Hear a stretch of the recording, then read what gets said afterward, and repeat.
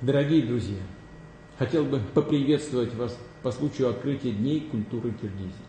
Мы искренне рады принимать в России деятельный искусств, творческие коллективы, ученых и общественных деятелей из дружественной Киргизии.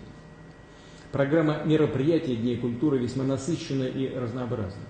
Это и фестиваль киргизского кино, выставки Национального исторического музея и Союза художников Киргизии.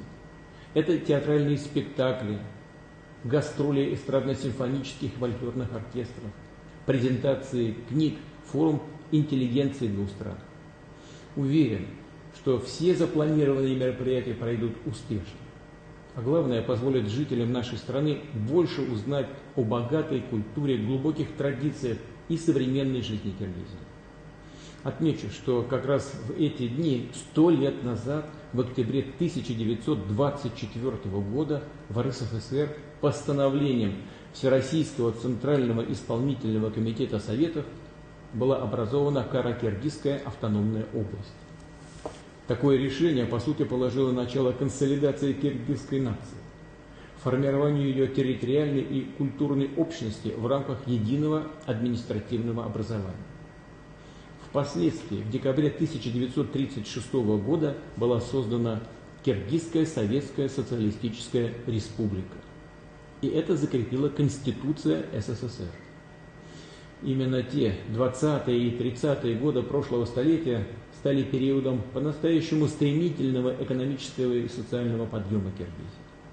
Масштабные советские программы индустриализации стимулировали динамичное развитие промышленности, сельского хозяйства, инфраструктурного строительства. Тогда же создавалась и система образования от начального до высшего. Был открыт первый в Киргизии вуз – Киргизский государственный педагогический институт. И уже к 1938 году показатель грамотности населения достиг 70% и продолжал ежегодно возрастать. В 1941 году был составлен киргизский алфавит на основе кириллицы. Кардинальные преобразования произошли и в сфере культуры. Получили развитие самые разные виды искусств. Музейное дело, театр, кинематограф. Открылись музыкально-драматическая студия, Центральный музей, Государственная филармония и многие другие учреждения культуры. Начала формироваться киргизская литература, давшая миру целую плеяду талантливых писателей во главе со всемирно известным Чингизом Айтматовым. Неоценим вклад жителей Киргизии, как и всего многонационального советского народа, в победу в Великой Отечественной войне. За мужество и отвагу, проявленные на фронтах, более 150 тысяч киргизских солдат и офицеров были награждены орденами и медалями. 29 из них стали полными кавалерами Ордена Славы, 74 удостоены звания Героя Советского Союза. В 1941-1942 году в республику было эвакуировано около 140 тысяч человек, включая более 16 тысяч жителей блокадного Ленинграда. Переведен 41 детский дом.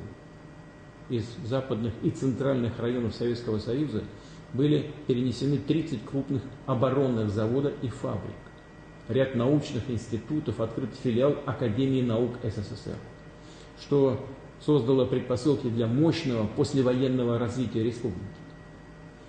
Сегодня Российскую Федерацию и Киргизскую Республику связывают отношения стратегического партнерства и союзничества.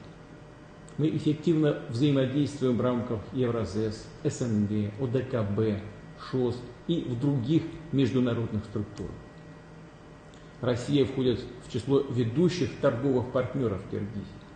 И, конечно, одной из важнейших составляющих российско-киргизского партнерства являются культурно-гуманитарные связи, которые традиционно носят многоплановый характер и на деле способствуют укреплению дружбы и взаимопонимания между народами.